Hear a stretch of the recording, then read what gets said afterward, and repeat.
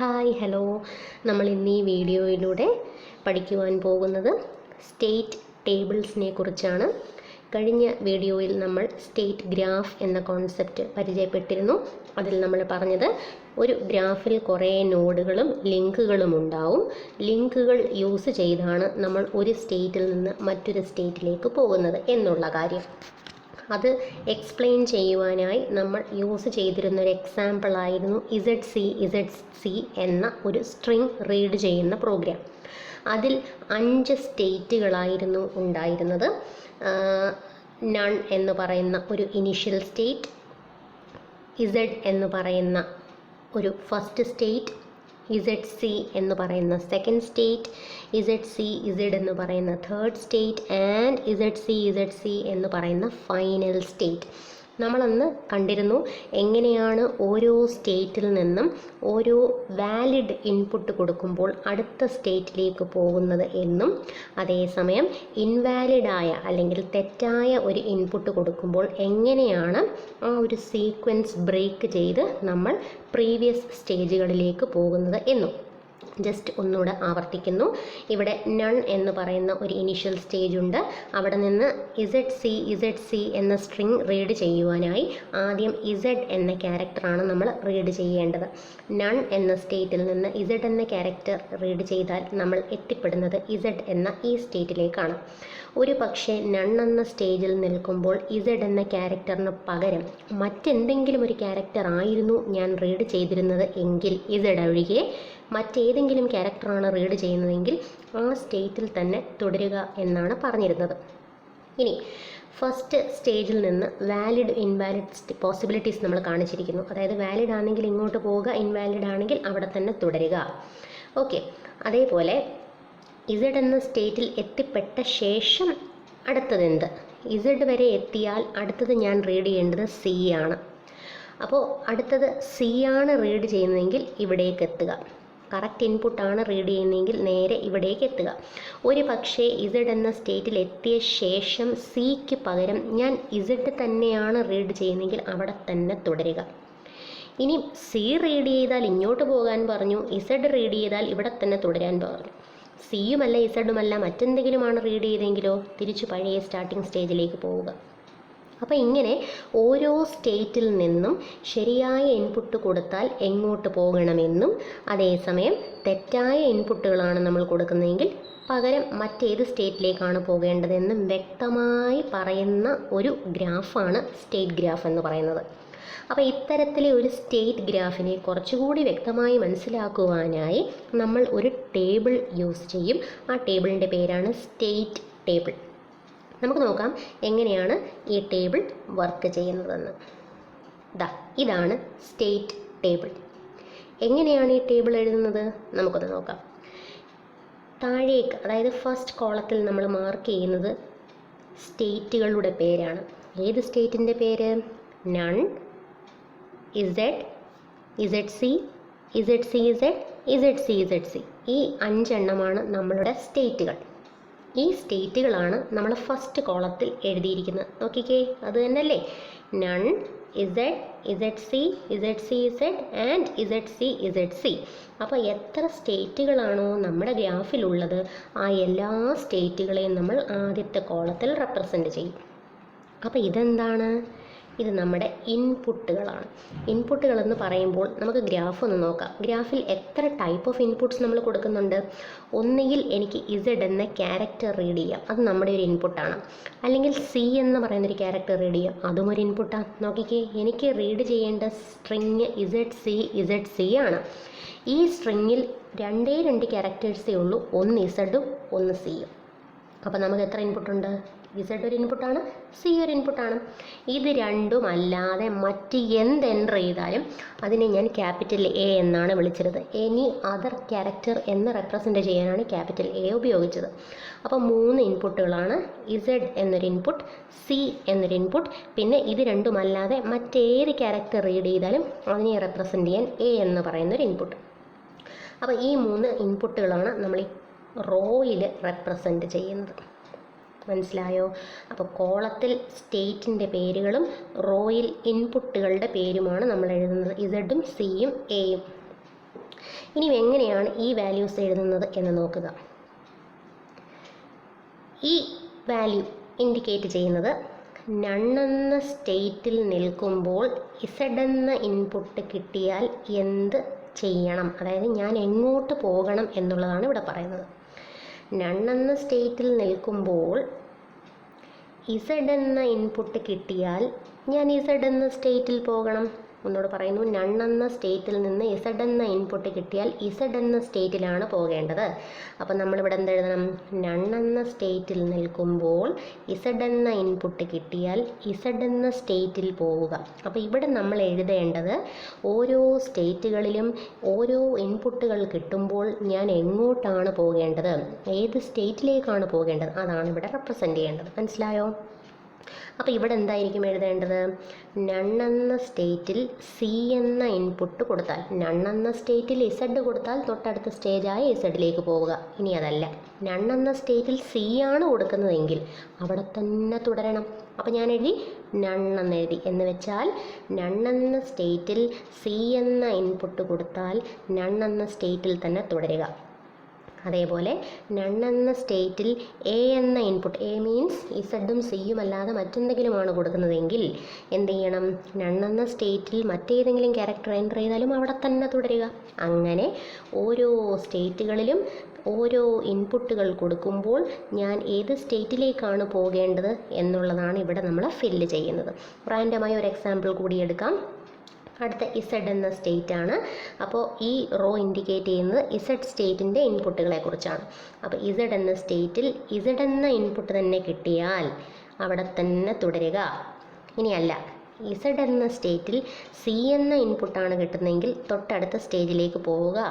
ഇനി അതല്ല, ഇസഡ് എന്ന സ്റ്റേറ്റിൽ മറ്റേതെങ്കിലും ക്യാരക്ടറാണ് ഞാൻ റീഡ് ചെയ്യുന്നതെങ്കിൽ തിരിച്ച് ബാക്കിലേക്ക് ഇനീഷ്യൽ സ്റ്റേജിലേക്ക് പോവുക. ഇനി അടുത്ത റോയെ നോക്കാം. ഇസഡ് സി എന്ന സ്റ്റേറ്റിൽ നിന്ന് ഇസഡ് എന്ന ക്യാരക്ടർ റീഡ് ചെയ്താൽ തൊട്ടടുത്ത സ്റ്റേറ്റിലേക്ക് പോവുക. ഇനി അതല്ല, ഇസഡ് സി എന്ന സ്റ്റേറ്റിൽ നിന്ന് സി ആണ് റീഡ് ചെയ്യുന്നതെങ്കിൽ നമ്മുടെ സീക്വൻസ് തെറ്റി. കാരണം ഇസഡ് സി എന്നാണ് ഞാൻ റീഡ് ചെയ്യേണ്ടത്. അതിൽ ഇസഡ് സിയിൽ നിന്നുകൊണ്ട് അടുത്തത് ഇസഡ് ആണ് റീഡ് ചെയ്യേണ്ടിയിരുന്നത്. ഞാനവിടെ സി റീഡ് ചെയ്ത് എൻ്റെ സീക്വൻസ് തെറ്റി. മനസ്സിലായോ? അപ്പോൾ ഞാൻ വീണ്ടും സ്റ്റാർട്ടിംഗ് സ്റ്റേജിലേക്ക് പോകണം. അപ്പോൾ എവിടെ വെച്ച് സീക്വൻസ് തെറ്റുന്നോ അവിടെ വെച്ച് നമ്മൾ സ്റ്റാർട്ടിംഗ് സ്റ്റേജിലേക്ക് പോവുക. അപ്പോൾ ഇസഡ് സി എന്ന സ്റ്റേറ്റിൽ നിന്ന് സി ആണ് റീഡ് ചെയ്യുന്നതെങ്കിൽ സീക്വൻസ് തെറ്റി സ്റ്റാർട്ടിംഗ് സ്റ്റേജിൽ തിരിച്ചു പോവുക. ഇസഡ് സി എന്ന സ്റ്റേറ്റിൽ നിന്ന് സിയോ ഇസഡോ അല്ലാതെ മറ്റെന്തെങ്കിലും റീഡ് ചെയ്താലും നമ്മുടെ സീക്വൻസ് തെറ്റും. നമ്മൾ വീണ്ടും സ്റ്റാർട്ടിംഗ് സ്റ്റേജിലേക്ക് പോകണം. ഇങ്ങനെയാണ് ഈ ടേബിൾ ഫില്ല് ചെയ്യുന്നത്. അപ്പോൾ ഒന്നുകിൽ ഗ്രാഫ് നോക്കിയിട്ട് സ്റ്റേറ്റുകളിൽ വാലിഡ് ഇൻപുട്ട് എന്ത്, ഇൻവാലിഡ് ഇൻപുട്ട് എന്ത്, ഓരോ സ്റ്റേറ്റിൽ എന്ത് ഇൻപുട്ട് കൊടുക്കുമ്പോൾ എങ്ങോട്ടാണ് പോകുന്നതെന്ന് മനസ്സിലാക്കാം. അല്ലെങ്കിൽ സ്റ്റേറ്റ് ടേബിൾ ഉപയോഗിച്ച് വേണമെങ്കിലും നമുക്ക് ഈ കാര്യങ്ങൾ മനസ്സിലാക്കിയെടുക്കാൻ സാധിക്കുന്നതാണ്. ഓക്കെ, അടുത്ത് ഞാൻ കുറച്ച് ഇമ്പോർട്ടൻറ്റ് കോൺസെപ്റ്റ്സ് പറയാൻ പോകുന്നു. അതായത് ഇതുപോലത്തെ സ്റ്റേറ്റ് ഗ്രാഫുകൾ നമ്മൾ വരയ്ക്കുമ്പോൾ അതിൽ ചില പ്രധാനപ്പെട്ട പ്രശ്നങ്ങൾ വരാൻ സാധ്യതയുണ്ടെങ്കിൽ നമ്മൾ അതിനെ എങ്ങനെ പരിഹരിക്കും? ഓക്കെ, നമുക്ക് നോക്കാം. അപ്പോൾ ആദ്യം നമ്മൾ പരിചയപ്പെടുന്നു ഇക്വലൻ്റ് സ്റ്റേറ്റ് എന്ന കോൺസെപ്റ്റ്. എന്താണ് ഇക്വലൻ്റ് സ്റ്റേറ്റ്? നമുക്ക് നോക്കാം. ഇപ്പം ഞാൻ എസ് എന്നൊരു സ്റ്റേറ്റിലാണ് നിൽക്കുന്നത്. എസ് എന്ന് പറയുന്നൊരു സ്റ്റേറ്റിലാണ് നിൽക്കുന്നത്. ഈ സ്റ്റേറ്റിൽ നിന്ന് ഒന്നുകിൽ എനിക്ക് എ എന്ന ഇൻപുട്ട് സ്വീകരിച്ച് ബി എന്ന് പറയുന്ന മറ്റൊരു സ്റ്റേറ്റിലേക്ക് പോകാം. ഇനിയും ബി എന്നൊരു ഇൻപുട്ട് സ്വീകരിച്ച് വേണമെങ്കിലും ഞാൻ എത്തിപ്പെടുന്നത് എവിടേക്ക് തന്നെയാണ്? ബി എന്ന സ്റ്റേറ്റിൽ തന്നെയാണ്. ഞാൻ പറയുന്നത് എസ് എന്ന സ്റ്റേറ്റിൽ നിന്നുകൊണ്ട് എ എന്ന ഇൻപുട്ട് സ്വീകരിച്ചാലും ഞാൻ ബിയിലാണ് എത്തിപ്പെടുന്നത്. അതല്ല, ബി എന്ന ഈ ഇൻപുട്ട് സ്വീകരിച്ചാലും ഞാൻ എത്തിപ്പെടുന്നത് ആ സ്റ്റേറ്റിൽ തന്നെ. അപ്പോൾ ഞാൻ എന്താണ് ഇവിടെ റെപ്രസെൻ്റ് ചെയ്യുന്നത്? വ്യത്യസ്തമായ ഇൻപുട്ടുകൾ കൊടുത്താലും ഞാൻ ഒരേ സ്റ്റേറ്റിൽ നിന്ന് ഒരേ സ്റ്റേറ്റിലേക്കാണ് എത്തിപ്പെടുന്നത്. അതായത് തുടക്കം ഞാൻ എസ്സിലായിരുന്നു, അവിടെ നിന്ന് എ റീഡ് ചെയ്താലും ബി റീഡ് ചെയ്താലും ഞാൻ ക്യാപിറ്റൽ ബിയിലാണ് എത്തുന്നത്. Which means starting stage same ആണ്, എൻഡിങ് സ്റ്റേജും സെയിം ആണ്. ഇവിടെ നിന്ന് ഒരു സ്റ്റേജിൽ നിന്ന് ഞാൻ എ എന്ന ഇൻപുട്ട് റീഡ് ചെയ്താലും ആ സ്റ്റേറ്റിൽ തന്നെ എത്തുന്നത്, പകരം ബി എന്ന ഇൻപുട്ട് റീഡ് ചെയ്താലും അവിടെ തന്നെ എത്തുന്നത്. അങ്ങനെയെങ്കിൽ ഈ 2 ആരോസ് വെച്ച് എനിക്ക് കാണിക്കേണ്ട കാര്യമുണ്ടോ? 2 ആരോസിൻ്റെ ആവശ്യം അവിടെ ഇല്ല. പിന്നെയോ, അവിടെ ഒറ്റ ആരോ വെച്ച് റെപ്രസെൻ്റ് ചെയ്യാം. എങ്ങനെ? സ്റ്റാർട്ടിംഗ് സ്റ്റേജിൽ നിന്ന് എൻഡിങ് സ്റ്റേജിലേക്ക് എത്താൻ ഒന്നുകിൽ എ റീഡ് ചെയ്യുക അല്ലെങ്കിൽ ബി റീഡ് ചെയ്യുക. ഇങ്ങനെ എഴുതിയാൽ അതിൻ്റെ അർത്ഥം എന്താ? സ്റ്റാർട്ട് സ്റ്റേജിൽ നിന്ന് എ റീഡ് ചെയ്താലും എൻഡിലേക്ക് പോകാം, ബി റീഡ് ചെയ്താലും എൻഡിലേക്ക് പോകാം. ഡബിൾ ആരോയുടെ ആവശ്യം അവിടെ ഇല്ല. അപ്പോൾ ചില സമയങ്ങളിൽ നമ്മൾ സ്റ്റേറ്റ് ഗ്രാഫുകൾ വരയ്ക്കുമ്പോൾ ഇത്തരത്തിലെ സിറ്റുവേഷൻസ് ഉണ്ടാകാൻ സാധ്യതയുണ്ട്. അതായത് ഡിഫറെൻറ്റ് ഇൻപുട്സ് കൊടുത്താലും നിങ്ങൾ ഒരു സ്റ്റേറ്റിൽ നിന്ന്, ഒരു പർട്ടിക്കുലർ സ്റ്റേറ്റിൽ നിന്ന് വ്യത്യസ്തമായ ഇൻപുട്ടുകൾ കൊടുത്താലും ചെന്ന് എത്തിപ്പെടുന്നത് ഒരേ സ്റ്റേറ്റിലേക്കാണെങ്കിൽ അതിനെ ഇക്വലൻ്റ് സ്റ്റേറ്റ്സ് എന്നാണ് നമ്മൾ വിളിക്കുന്നത്. അങ്ങനെയെങ്കിൽ അതിനെ രണ്ടായി റെപ്രസെൻ്റ് ചെയ്യേണ്ട കാര്യമില്ല. അവരെ മേർജ് ചെയ്ത് സിംഗിൾ ഇൻപുട്ടായിട്ട് നമുക്ക് റെപ്രസെൻ്റ് ചെയ്യാൻ സാധിക്കുന്നതാണ്. ഒരു നല്ല സ്റ്റേറ്റ് ഗ്രാഫിൻ്റെ ലക്ഷണമാണ് ഈ ഒരു മേർജിങ് ഓപ്പറേഷൻ എന്ന് പറയുന്നത്. രണ്ട് ആരോസ് വെച്ച് കാണിക്കേണ്ട കാര്യമില്ല. കാരണം ഒരേ സ്റ്റേറ്റിൽ നിന്ന് ഒരേ സ്റ്റേറ്റിലേക്കാണ് പോകുന്നത്, ഇൻപുട്ടുകൾ എന്ത് കൊടുത്താലും. ഓക്കെ, അങ്ങനെയെങ്കിൽ അവർ ഇക്വലൻ്റ് സ്റ്റേറ്റ്സ് ആണ്. So no need of representing then with different arrows you can represent the inputs together. ഇതാണ് നമ്മുടെ ഈക്വലൻ്റ് സ്റ്റേറ്റ്സ് എന്ന കോൺസെപ്റ്റ്. അടുത്ത നമ്മൾ അറിഞ്ഞിരിക്കേണ്ട ഒരു ടേമാണ് അൺറീച്ചബിൾ സ്റ്റേറ്റ് എന്ന് പറയുന്നത്. എന്താണ് അൺറീച്ചബിൾ സ്റ്റേറ്റ്? നമുക്ക് നോക്കാം. അതായത് ഇത് നമ്മുടെ ഒരു സ്റ്റേറ്റാണ്, ക്യാപിറ്റൽ എ. മറ്റൊരു സ്റ്റേറ്റാണിത്, ക്യാപിറ്റൽ ബി. അപ്പോൾ എ എന്ന സ്റ്റേറ്റിൽ നിന്ന് ബി എന്ന സ്റ്റേറ്റിലേക്ക് നമുക്ക് പോകണം. പക്ഷേ എ എന്ന സ്റ്റേറ്റിൽ നിന്ന് ഒരു തരത്തിലും നമുക്ക് ബി എന്ന സ്റ്റേറ്റിലേക്ക് എത്താൻ പറ്റുന്നില്ല. ഞാൻ പറഞ്ഞു വരുന്നത്, എ എന്ന സ്റ്റേറ്റിൽ നിന്ന് മറ്റേത് സ്റ്റേറ്റിലേക്ക് എനിക്ക് പോകാം. വേറൊരു സ്റ്റേറ്റിൽ സിയിലേക്ക് പോകാം, അല്ലെങ്കിൽ ഡിയിലേക്ക് പോകാം, ഏത് സ്റ്റേറ്റിലേക്ക് വേണേലും പോകാം. പക്ഷേ ആരുടെ അടുത്ത് നിന്നും ഒരു സ്റ്റേറ്റിൽ നിന്നും നമുക്ക് ബിയിലേക്ക് എത്തിപ്പെടാൻ പറ്റുന്നില്ല. ഞാൻ പറഞ്ഞത് മനസ്സിലായോ? അതായത് എ എന്നൊരു സ്റ്റേറ്റിൽ നിന്ന് നമുക്ക് എങ്ങോട്ട് വേണേലും പോകാം, ഡിയിലോ സിയിലോ എവിടെ വേണേലും പോകാം. തിരിച്ച് സിയിൽ നിന്ന് വേണേലും എങ്ങോട്ട് വേണേലും പോകാം, ഡിയിൽ നിന്ന് വേണേലും എങ്ങോട്ട് വേണേലും പോകാം. പക്ഷേ ഒരു തരത്തിലും ഒരു സ്റ്റേറ്റിൽ നിന്നും നമുക്ക് ക്യാപിറ്റൽ ബി എന്നൊരു സ്റ്റേറ്റിലേക്ക് എത്തിപ്പെടാൻ പറ്റുന്നില്ല. ഒരു സ്റ്റേറ്റിൽ നിന്നും ഈ ഒരു സ്റ്റേറ്റിലേക്ക് എത്തിപ്പെടാൻ പറ്റുന്നില്ല എങ്കിൽ ബി എന്ന സ്റ്റേറ്റിനെ എനിക്ക് അൺറീച്ചബിൾ സ്റ്റേറ്റ് എന്ന് വിളിക്കാം. അങ്ങനൊരു സ്റ്റേറ്റ് നമ്മുടെ ഗ്രാഫിൽ ഉണ്ടാവാൻ പാടില്ല. കാരണം ഗ്രാഫിൽ നമ്മൾ കാണിക്കുന്നതെല്ലാം തന്നെ നമ്മുടെ പ്രോഗ്രാമിൽ ആവശ്യമായ സ്റ്റേറ്റുകളാണ്. എല്ലാ സ്റ്റേറ്റ്സും നമ്മുടെ പ്രോഗ്രാമിൽ എല്ലാ സ്റ്റേറ്റിലും നമ്മൾ എത്തിപ്പെട്ടിരിക്കണം. ഒന്ന് അല്ലെങ്കിൽ മറ്റൊരു വഴി, ഒന്നുകിൽ ഒരു വാലിഡ് ഇൻപുട്ട് വഴി എത്തണം, അല്ലെങ്കിൽ ഒരു ഇൻവാലിഡ് ഇൻപുട്ട് വഴി എത്തണം. പക്ഷേ എത്തിയിരിക്കണം. അങ്ങനെ ഒരു ഇൻപുട്ട് കൊടുത്താലും ഒരു രീതിയിലും നമുക്ക് എത്തിപ്പെടാൻ പറ്റാത്ത സ്റ്റേറ്റുകളുണ്ടെങ്കിൽ ആ സ്റ്റേറ്റിനെ നമ്മൾ വിളിക്കുന്ന പേരാണ് അൺറീച്ചബിൾ സ്റ്റേറ്റ്. അതൊരിക്കലും ഒരു നല്ല സ്റ്റേറ്റ് ഗ്രാഫിൻ്റെ ലക്ഷണമല്ല. നല്ല സ്റ്റേറ്റ് ഗ്രാഫ് ആണെങ്കിൽ അവിടെ അൺറീച്ചബിൾ സ്റ്റേറ്റുകൾ ഉണ്ടാവാൻ പാടില്ല. മനസ്സിലായോ? ഓക്കെ, ഇനി ഡെഡ് സ്റ്റേറ്റ്സ് എന്നൊരു കോൺസെപ്റ്റാണ് നമ്മൾ പഠിക്കുന്നത്. ഡെഡ് സ്റ്റേറ്റ്സ് എന്ന് പറഞ്ഞാൽ ഇപ്പോൾ എ എന്നൊരു സ്റ്റേറ്റ്, ബി എന്നൊരു സ്റ്റേറ്റ്, സി എന്നൊരു സ്റ്റേറ്റ്, 3 സ്റ്റേറ്റുകളാണ് നമ്മുടെ പ്രോഗ്രാമിലുള്ളതെന്ന് കരുതുക. ഈ 3 സ്റ്റേറ്റുകളും അവരുടെ ഓപ്പറേഷൻസുമാണ് നമ്മൾ ഡീൽ ചെയ്യുന്നത്. അങ്ങനെയെങ്കിൽ എനിക്ക് എയിൽ നിന്ന് സിയിലേക്ക് എത്താൻ വഴിയുണ്ട്, സിയിൽ നിന്ന് ബിയിലേക്ക് എത്താൻ വഴിയുണ്ട്. അതേപോലെ സിയിൽ നിന്ന് വേണമെങ്കിൽ എനിക്ക് എയിലേക്ക് എത്താം, എയിൽ നിന്ന് വേണമെങ്കിൽ ബിയിലേക്ക് എത്താം. ഇങ്ങനൊരു ഗ്രാഫാണ് നമ്മുടെ കയ്യിലുള്ളതെന്ന് കരുതുക. അപ്പോൾ ഞാൻ നോക്കുമ്പം എ എന്ന സ്റ്റേറ്റിൽ നിന്ന് ഏതെങ്കിലും ഒരു ഇൻപുട്ട് കൊടുക്കുമ്പോൾ എനിക്ക് സിയിലേക്ക് പോകാം. എ എന്ന സ്റ്റേറ്റിൽ നിന്ന് മറ്റെന്തെങ്കിലും ഒരു ഇൻപുട്ടാണ് ഞാൻ കൊടുക്കുന്നതെങ്കിൽ എനിക്ക് ബിയിലേക്ക് പോകാം. അപ്പോൾ എ ടു ബിയും കണക്ഷനുണ്ട്, എ ടു സിയും കണക്ഷനുണ്ട്. ഡിപ്പെൻഡിങ് ഓൺ ഇൻപുട്ട് ഒന്നുകിൽ ബിയിലെത്തും അല്ലെങ്കിൽ സിയിലെത്തും. സിയിലാണ് ഞാനുള്ളതെങ്കിൽ ചില പ്രത്യേക ഇൻപുട്ടുകൾ കൊടുക്കുമ്പോൾ ഞാൻ എയിലെത്താം, മറ്റ് ചില ഇൻപുട്ടുകൾ കൊടുക്കുമ്പോൾ സിയിൽ നിന്ന് ബിയിലേക്ക് എത്താം. അപ്പോൾ അതും ഓക്കെയാണ്. ബി ഒന്ന് സങ്കല്പിച്ചേ. ബിയുടെ അവസ്ഥ എന്താണ്? പല സ്റ്റേറ്റുകളിലൂടെയും നിങ്ങൾ ബിയിലേക്ക് എത്തിപ്പെടുന്നുണ്ട്. പക്ഷേ എന്ത് ഇൻപുട്ട് കൊടുത്താലും ബിയിൽ നിന്ന് മറ്റെങ്ങോട്ടും പോകാൻ നിങ്ങളെക്കൊണ്ട് സാധിക്കില്ല. അതായത് ഒരിക്കൽ നിങ്ങൾ ബി എന്ന സ്റ്റേറ്റിൽ എൻ്റർ ചെയ്ത് കഴിഞ്ഞാൽ പിന്നെ അവിടെ നിന്ന് നിങ്ങൾക്ക് മറ്റൊരിടത്തും പോകാൻ സാധിക്കില്ല. നിങ്ങൾ പെട്ടുപോയി.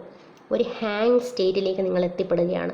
U can reach the state B, but it is not possible to go anywhere once you reach B. ബിയിലേക്ക് എത്തിക്കഴിഞ്ഞാൽ പിന്നെ എങ്ങോട്ടും പോകാൻ സാധിക്കില്ല.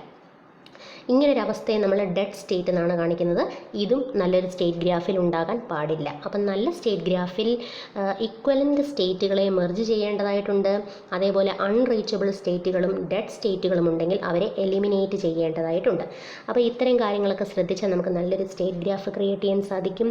ഇനി ഇങ്ങനൊരു സ്റ്റേറ്റ് ഗ്രാഫ് അല്ലെങ്കിൽ ട്രാൻസിഷൻ ഗ്രാഫ് ക്രിയേറ്റ് ചെയ്യുന്നതിൻ്റെ ഉദ്ദേശം എന്താണെന്ന് ചോദിച്ചാൽ നമ്മുടെ പ്രോഗ്രാമിന് തത്തുല്യമായ ഒരു സ്റ്റേറ്റ് ഗ്രാഫ് അല്ലെങ്കിൽ സ്റ്റേറ്റ് ടേബിൾ നമ്മൾ ക്രിയേറ്റ് ചെയ്യുമ്പോൾ ഇത് നമ്മുടെ പ്രോഗ്രാമിനെ ഇവാലുവേറ്റ് ചെയ്യുവാനായി നമ്മളെ സഹായിക്കും. അതായത് ടെസ്റ്റ് ചെയ്യുന്ന സമയത്ത് ഞാൻ കൊടുക്കുന്ന ഇൻപുട്ടുകൾക്കനുസരിച്ച് എനിക്കൊരു ഔട്ട്പുട്ട് കിട്ടും. കറക്റ്റായ ഔട്ട്പുട്ടാണ് കിട്ടുന്നതെങ്കിൽ ഞാൻ നല്ല രീതിയിൽ ആണ് കോഡ് ചെയ്തിരിക്കുന്നതെന്ന് എനിക്ക് വിലയിരുത്താം. ഇനി അതല്ല, എനിക്ക് എറോണിയസ് ആൻസേഴ്സ് ആണ് കിട്ടുന്നതെങ്കിൽ, അല്ലെങ്കിൽ ഞാൻ ഇൻവാലിഡ് സ്റ്റേറ്റിലേക്ക് എത്തിപ്പെടുന്നു എങ്കിൽ അതെൻ്റെ പ്രോഗ്രാമിൻ്റെ പോരായ്മയാണെന്ന് എനിക്ക് മനസ്സിലാക്കാം. അപ്പോൾ എത്രത്തോളം നല്ല കോഡിംഗ് ആണ് ഞാൻ ചെയ്തത്, അതിൽ ഡെഡ് സ്റ്റേറ്റുകളുണ്ടോ, അൺറീച്ചബിൾ സ്റ്റേറ്റുകളുണ്ടോ, അൺവാണ്ടഡ് കോഡുകളുണ്ടോ, ഉണ്ടെങ്കിൽ അതിനെ എലിമിനേറ്റ് ചെയ്യാൻ സാധിക്കും. ഇതൊക്കെയാണ് സ്റ്റേറ്റ് ടെസ്റ്റിങ്ങിൻ്റെ അഡ്വാൻറ്റേജസ് എന്ന് പറയുന്നത്. ഓക്കെ, അപ്പോൾ പാത്തുകളെ നമുക്ക് ടെസ്റ്റ് ചെയ്യാൻ സാധിക്കുന്നു. അവർക്ക് എന്തെങ്കിലും പോരായ്മയുണ്ടെങ്കിൽ അതിൽ നികത്താൻ സാധിക്കുന്നു. കറക്റ്റ് ഇൻപുട്ടുകൾ കൊടുത്താൽ സിസ്റ്റം കറക്റ്റ് ഔട്ട്പുട്ട് തരുമോ, തെറ്റായ ഇൻപുട്ടുകൾ കൊടുത്താൽ സിസ്റ്റം പ്രതികരിക്കുമോ, വാർണിംഗ് മെസ്സേജുകൾ തരുമോ, ഇങ്ങനെയുള്ള എല്ലാ കാര്യങ്ങളും ചെക്ക് ചെയ്യുവാനായി നമ്മൾ ഉപയോഗിക്കുന്ന ഒരു ടെസ്റ്റിംഗ് ആണ് state testing. Hope you understood the concept. Thank U.